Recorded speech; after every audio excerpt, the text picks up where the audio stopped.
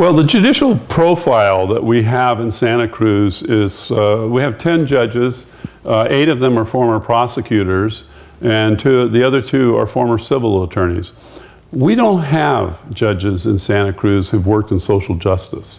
I think judges matter because, as with all walks of life, people's background and what they have fought for in the legal system is a reflection on what kind of judge they will be. So in this case, for instance, in my race, we have someone who has spent their life dedicated to prosecuting criminals.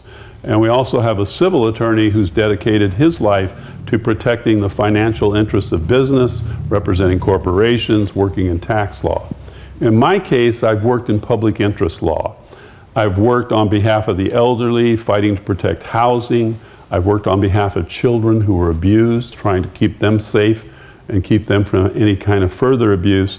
I've worked to help families who are going through crisis and divorce.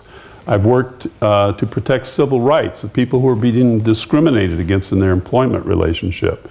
I've worked to protect consumers who are being ripped off by people who are charging them too much money and who are taking their money. And because there's an election, I think we have an opportunity to put a judge on the bench who has a background and a life experience that is more akin to the people who are electing them than it is to special interests and just being limited as a prosecutor or as a business attorney.